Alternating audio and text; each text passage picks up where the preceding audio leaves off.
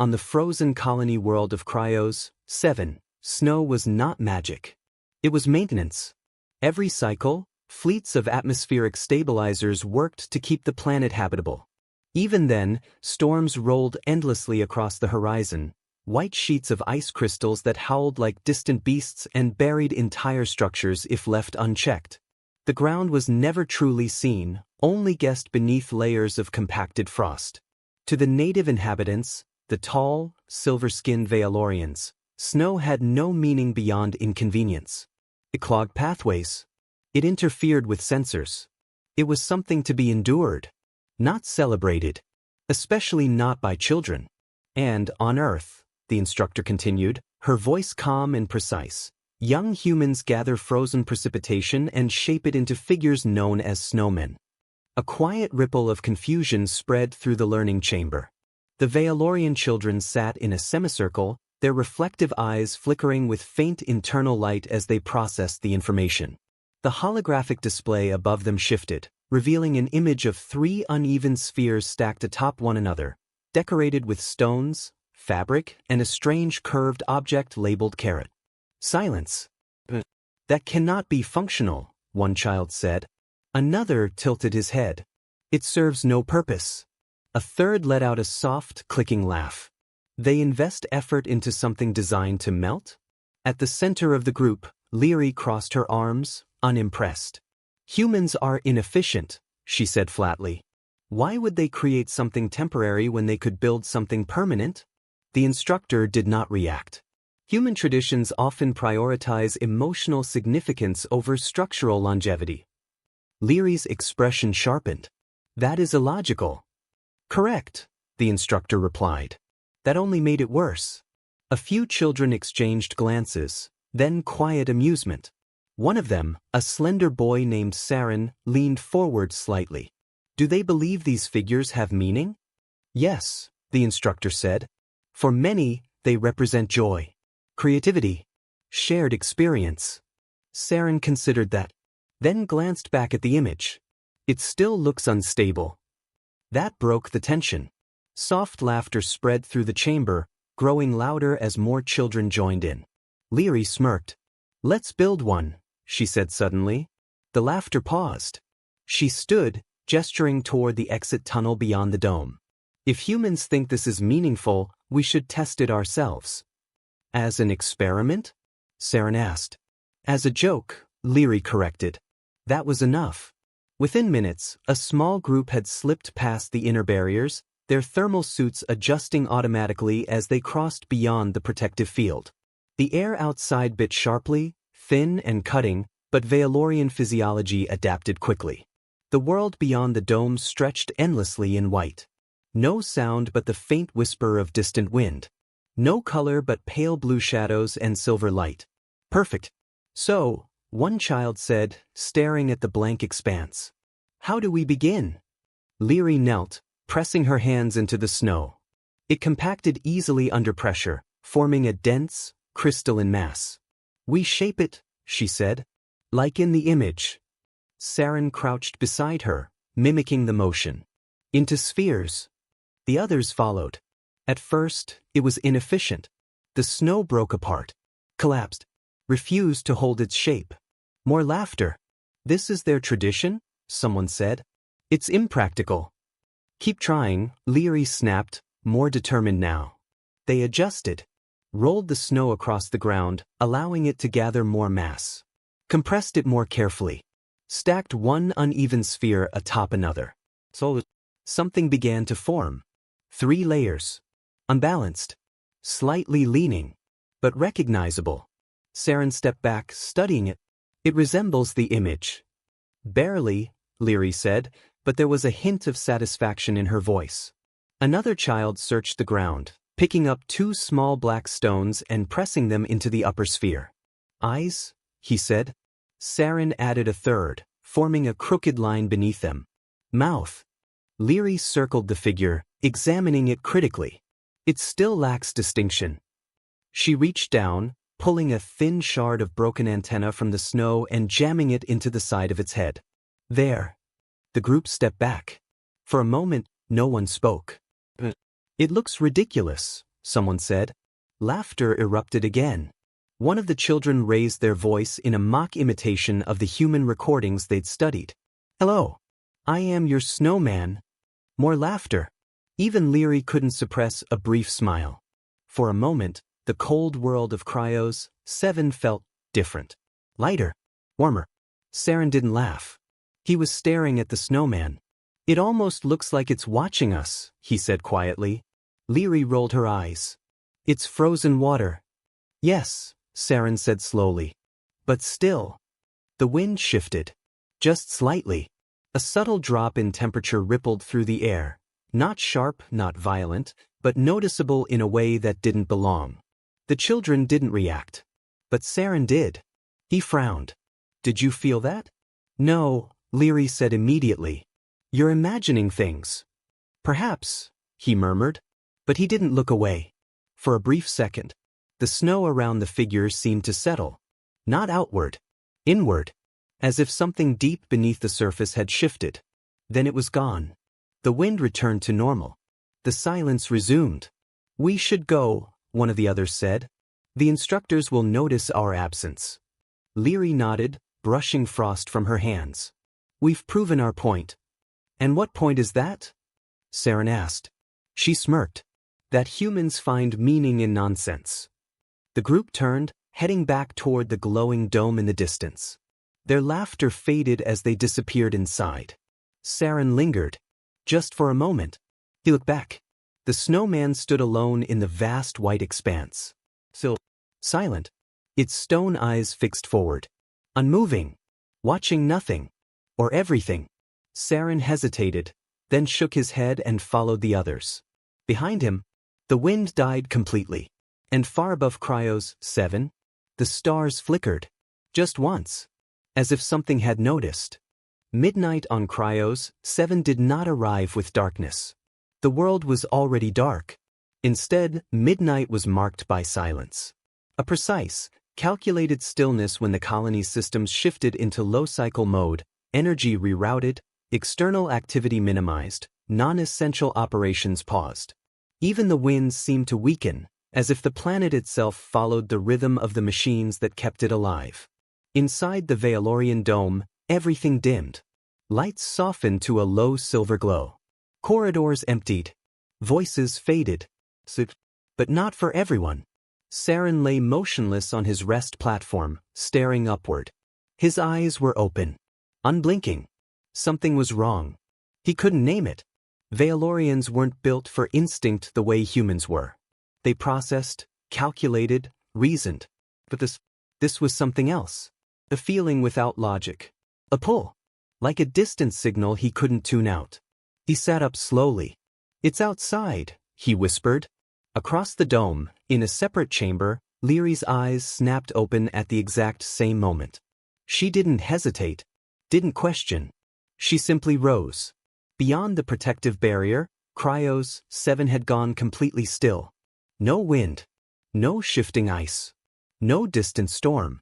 Just white silence stretching endlessly beneath a dim, frozen sky.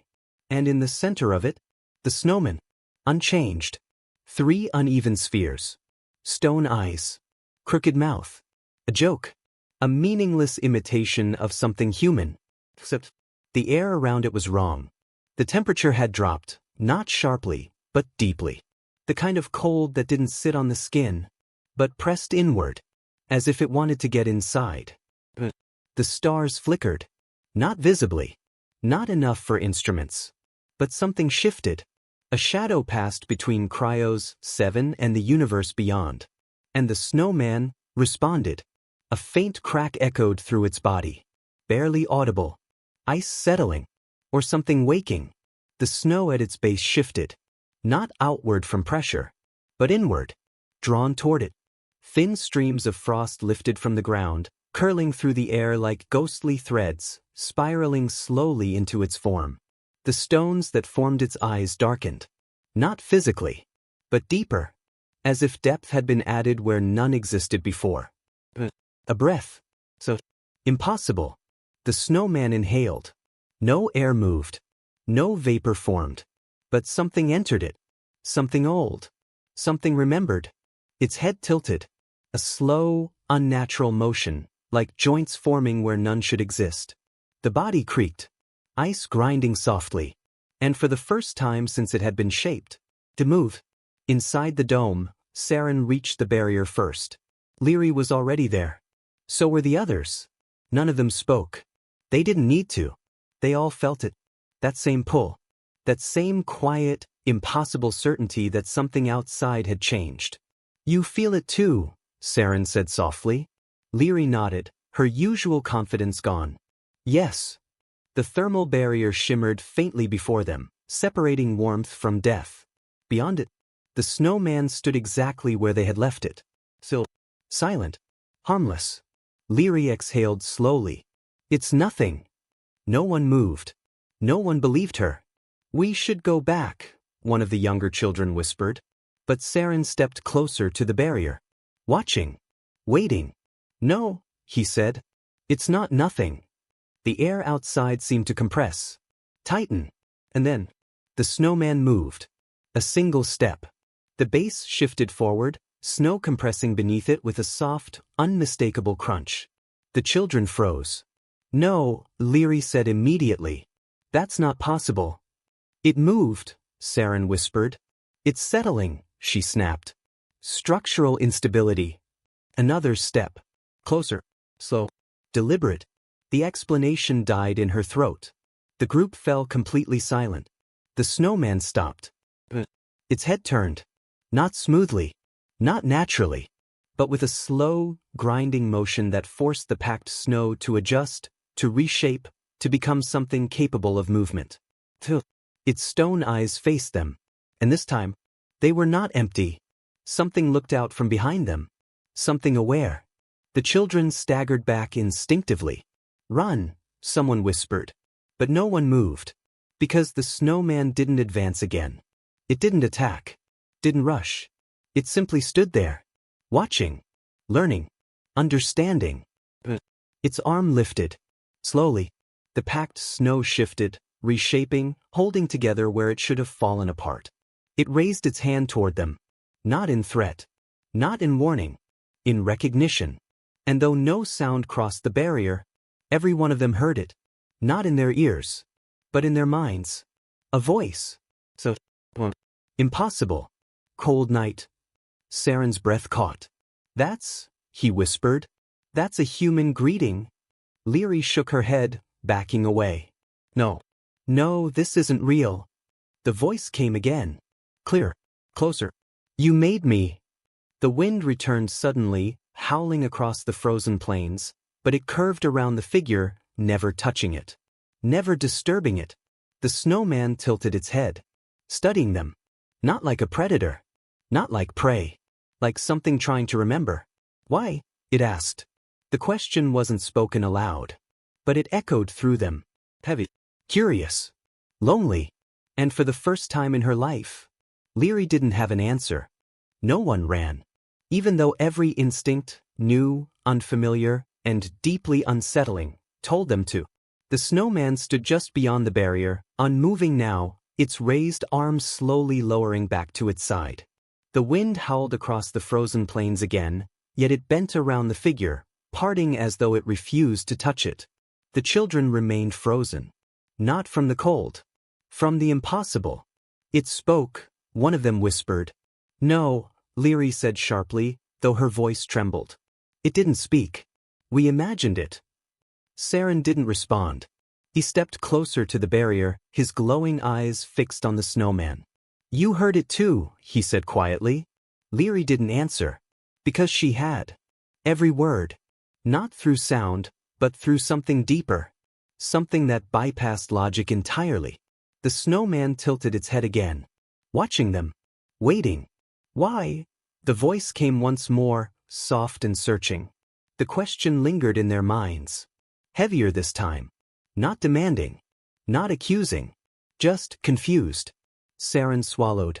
We built you, he said, barely above a whisper. There was a pause. Yes. The reply came instantly. Certain. But, Saren hesitated, struggling to form the thought. We didn't mean for you to be this. The snowman was silent for a long moment. Then it took a step closer to the barrier. The children flinched, but still, it didn't attack. Didn't rush. It simply stood nearer now. Closer. Studying them. Meaning, it said slowly, as if testing the concept, is not required. Leary shook her head. That's not possible, she whispered. We made you out of frozen water. You're not alive. Another pause. Alive. The word echoed differently. Deeper. As if it carried something more than definition. The snowman's gaze drifted upward, toward the distant stars flickering faintly above Cryos 7. I remember warmth. The children exchanged stunned glances. Warmth? There was no warmth here. There had never been. I remember hands, the voice continued, softer now. Small, careful, tipping, laughing. Saren felt something twist inside him. Images, not his own, flickered at the edges of his mind. A different sky. Blue, bright, falling snow, not endless and hostile, but gentle. And beneath it, children. Human children. Laughing. Running. Building. No, Leary said, clutching her head. Stop, what is this? Memory, the snowman said. The words settled over them like falling snow. Not yours. The wind surged again, swirling around the figure in slow, controlled arcs. Left behind, it continued. In the cold. In the shape. In the idea. Saren stepped even closer to the barrier now, his fear slowly giving way to something else. Curiosity. You're saying, he began carefully, that we didn't just build you? The snowman looked at him. And for a moment, those empty stone eyes felt impossibly deep. You remembered me. Silence. Leary shook her head violently. That's not real. Memories don't exist in objects. That's not how anything works. Not how your world works, the snowman replied. That silenced her. The statement wasn't defensive. Wasn't aggressive. Just true. Then what are you? Saren asked. This time, the pause lasted longer. As if the answer mattered. As if it needed to be chosen. The beginning, it said finally. The ground beneath it shifted slightly, not breaking but settling as though the world itself was adjusting to its presence. A continuation. Saren frowned. Of what? The snowman didn't answer directly. Instead, it raised its arm again, slowly, and pointed toward the colony behind them. You felt it, it said. Saren nodded before he could stop himself. Yes. You came back. Leary looked between them, confusion and fear warring across her expression. We didn't choose to come back. Something pulled us. Yes. That single word carried weight. That is how it begins. The children fell silent again. The snowman lowered its arm. You made me as a joke. Leary flinched. The truth stung more now than it had before. We didn't understand, she said quietly. No. Not cruel. Not judgmental. Just acknowledging. The snowman took another step closer. Now only a thin barrier separated them. But you made me anyway. The wind stilled again. Not completely. Just enough. That matters. Saren stared at it. Why? The snowman tilted its head. And for the first time, there was something unmistakable in its presence. Not just awareness. Not just memory. But emotion. Because, it said softly, for something to exist, it must first be imagined. The words settled deep. Deeper than logic. Deeper than understanding. And in that moment, the children of Cryos 7 felt something they had never experienced before. Not fear. Not confusion. But something far more dangerous. Wonder. Suddenly, a sharp pulse echoed from the colony behind them. Alarms. Bright, piercing, urgent. The barrier flickered. Leary spun around. They detected something. Saren didn't move. Wait, he said. He turned back to the snowman. But it had already begun to step away. Slowly. Deliberately. Where are you going? Saren asked. The snowman paused. Not away. It looked back at them. Forward. Then it turned and began walking into the endless white expanse. Each step steady. Certain.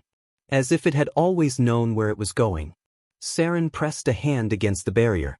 "Will we see you again?" he called. The snowman didn't stop. But the answer came anyway. "So, fading. You already have." Behind them, the colony lights flared to full brightness. Drones launched into the sky. Sensors scanned the frozen plains. But by the time they reached the edge of the barrier, there was nothing left. No figure.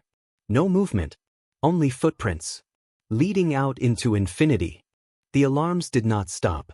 They escalated. Across the colony of Cryos 7, systems awakened in rapid succession, defensive grids humming to life, aerial drones launching into the storm-choked sky, scanning arrays sweeping across the frozen plains. Unidentified anomaly detected beyond the thermal barrier. Energy signature inconsistent with known life forms. Origin unknown. Inside the central command chamber, adult Valorians stood in rigid formation, their luminous eyes flickering rapidly as streams of data poured into their neural interfaces. Show visual feed. The main display shifted. At first, nothing. Only snow. Endless, empty, unmoving. There, one of them said. The feed zoomed. And the figure appeared. A crude shape of packed snow, moving steadily across the frozen expanse. Walking. Impossible. That is the anomaly? Another asked, disbelief creeping into their tone. Confirmed. Silence fell. A construct, one concluded. Formed from local materials. No internal structure. No energy core. Then how is it moving? No one answered. Because the data had no answer. At the edge of the barrier, the children remained. They had been ordered to return inside. They didn't. Not yet. Leary stood with her arms wrapped tightly around herself, not from the cold, but from something far worse. Uncertainty. "This isn't right," she whispered. "It shouldn't exist." Saren didn't look at her. His gaze followed the distant footprints disappearing into white infinity. "But it does." "That's not an explanation," she snapped. "No," he said quietly. "It's not." Behind them, a group of adult Valorians approached, their presence sharp, controlled, authoritative. "You will return to the interior immediately," one of them commanded. The children didn't move. Saren spoke first. "We made it." That stopped them. "Explain." Leary hesitated, then stepped forward. "We built it. From snow. As a replication of a human tradition." The adults exchanged glances. "And you activated it how?" "We didn't," she said. The pause. Then something else did. Out on the plains, the snowman continued walking. Each step deliberate. Measured. The storm had begun to rise again, winds cutting across the surface in violent waves, but still, they bent around the figure. Avoided it. As if the world itself refused to interfere. "Tracking is degrading," one of the analysts reported. "Environmental interference increasing." "No," another said slowly. "Not interference." They adjusted the feed. Enhanced it. And then they saw it. The storm is changing around it. The realization spread quickly. The snow wasn't simply moving randomly. It was responding. Repositioning. Flowing. As if it's being directed. The snowman stopped.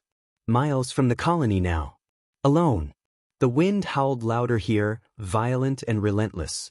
But still, it parted around the figure in a wide, perfect circle. It lifted its head, looking up at the sky. "Still there," it whispered. The stars flickered faintly in response. Not visible to instruments. But present. Watching. "You remember," the snowman said softly. The wind dropped instantly. Total silence. The temperature plunged. Not gradually. Suddenly. A deep, crushing cold that seemed to press against reality itself. And something answered. Not with sound. Not with movement. But with presence. The sky above Cryos 7 darkened, not with clouds, but with something vast passing beyond sight. Ancient. Unfathomable. Watching. Back at the colony, every system spiked. Energy surge detected. Unknown gravitational distortion. Source. The feed cut to static. Then returned. The snowman was no longer alone. The air around it shimmered. Not visibly, but wrong. As if space itself had folded slightly inward. "What are we looking at?" one of the adults whispered. No one responded. Because there was no classification for this. No category. No logic. Only observation. At the barrier, Saren felt it first. That same pull. But stronger now. He staggered slightly, gripping the edge of the field. "It's not just it," he said. Leary turned to him. "What do you mean?" "It's something else." The air vibrated faintly. Not physically, but internally. Like a frequency passing through them. "It's looking," Saren whispered. The adult stiffened. "What is looking?" He shook his head. "I don't know." But deep down, he did. Out in the storm, the snowman lowered its gaze. "You see them now," it said. Not to the children. Not to the colony. But to something far older. The wind swirled tighter. Faster. Forming patterns that shouldn't exist. They forgot. The silence that followed was vast. Heavy. Endless.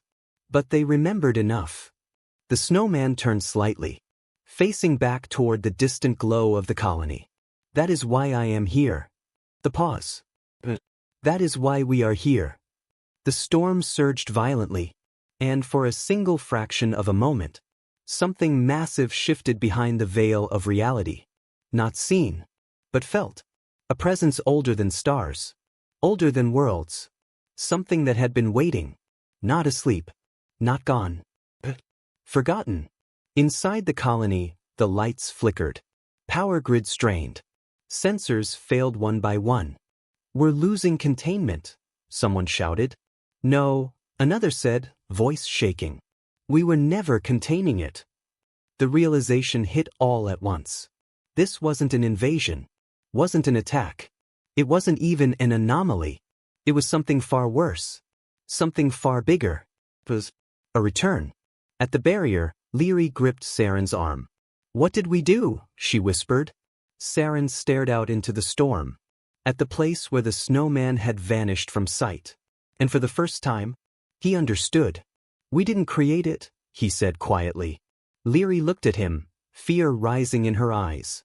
"Then what did we do?" Saren didn't look away. "We reminded it." Far beyond the colony, the snowman took another step forward. And the storm followed. By dawn, Cryos 7 was no longer the same world. The storm had not stopped. But it had changed. Gone was the chaotic violence, the endless, directionless fury that had defined the planet for centuries. In its place, the snow moved with intention. Flowing. Guided.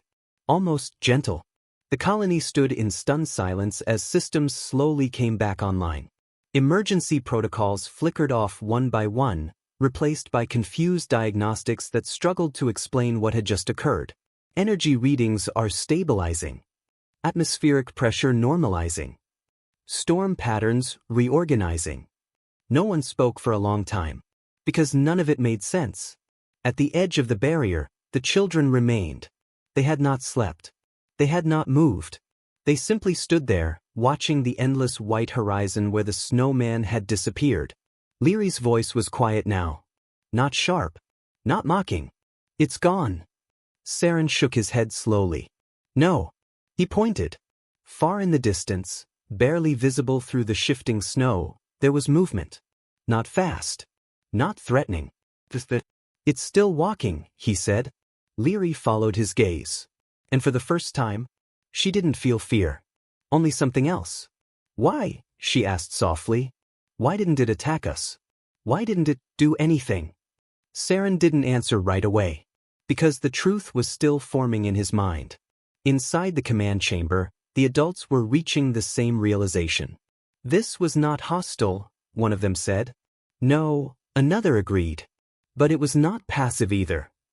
It changed the environment. Controlled it. Restructured it. A long pause. "Why?" No one had an answer. A smaller voice spoke. "Because we made it." All eyes turned. Saren stood at the entrance, Leary beside him. "You were instructed to remain," one of the adults began. "We need to explain," Leary interrupted. There was something different in her now. The arrogance was gone, replaced by something quieter, something real. We didn't just build a shape, Saren said. We remembered something, Leary added. The adults exchanged uncertain glances. Clarify. Saren stepped forward. It said it remembered warmth. Laughter. Human children. That is impossible, one of them said immediately. Yes, Saren agreed. But it's still true. Silence. Heavy. Uncomfortable. You are suggesting, another said slowly, that this entity is a memory construct? Saren hesitated. Not just memory. Leary looked at him. Belief, she said. The word felt strange on her tongue. But it fit. We didn't understand it, she continued. We thought it was meaningless. But humans don't build snowmen because they last. She swallowed. They build them because, for a moment, they feel alive. The room fell silent.